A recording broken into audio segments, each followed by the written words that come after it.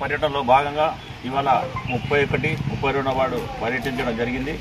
మరి గతంలో మన ప్రీతమ నాయకుడు ప్లానింగ్ బోర్డు వైస్ చైర్మన్ ఉన్నప్పుడు మరి అప్పుడు కొత్తగా కౌన్సిల్ ఏర్పాటైంది.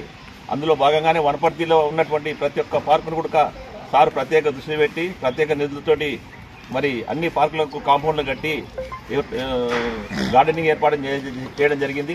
అందులో భాగంగానే కేటీఆర్లో ఉన్నటువంటి 4 పార్కులకు ప్రారీలు కట్టి మంచి గార్డెనింగ్ చేపించి ఈ ఒకటి శృతివనం, ఒకటి తర్వాత ఇక్కడ ఈ పార్కులో మన వనపర్తి పట్టణానికి 2 జిమ్ములు వస్తానంటే ఒకటి కేటీఆర్ నగర్లో ఏర్పాటు జరిగింది, రెండవది బండార్ నగర్లో ఏర్పాటు చేయనుంది.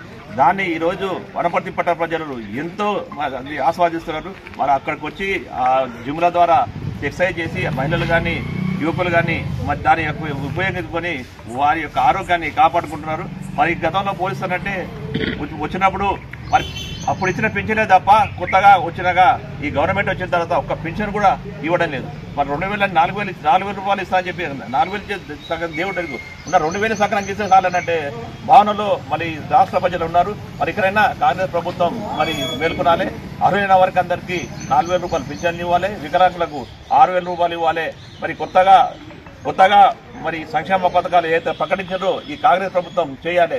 గతంలో మన నిరంజన్ రెడ్డి గారు ఎంతో దృష్టి పెట్టి మొత్తం వనపర్తి పట్టణం మొత్తం రోడ్లు వేయడం జరిగింది. దాని వచ్చిన పైసలనే ఈ ప్రభుత్వం ఈ కౌన్సిల్ దాన్నే సాధించిన నిధులనే వాడుకుంటూ వారికి మేమే ఇచ్చినామని చెప్పేసి గొప్పగా చెప్పుకుంటారు. ఇదంతా ప్రజలు గమనిస్తున్నారని చెప్పేసి మేము బీఆర్ఎస్ పార్టీ తరఫున చేస్తున్నాము.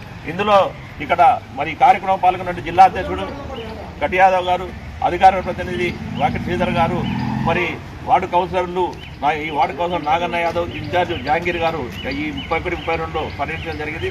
అలాగే ఇక్కడ మన social media convener Nandimala Ashok గారు ఈ మొత్తం వార్డు అన్ని పర్యటించి మరి పత్రికలకు చాలా బాగా ఇస్తున్నాం. అంటే వారి సమస్యలు పత్రిక దృష్టికి తీసుకుపోతున్నందుకు వారికి కూడా మేము ప్రత్యేక ధన్యవాదాలు చెప్తున్నాం. రాబోయే కాలంలో మరి ఈ వార్డు మున్సిపల్ కౌన్సిల్ని యథావిధిగా మరి బీఆర్ఎస్ క్యాండిడేట్ని గెలిపించాలని చెప్పి ఈ వార్డు ప్రజలకు విజ్ఞప్తి చేస్తున్నాం. జై తెలంగాణ.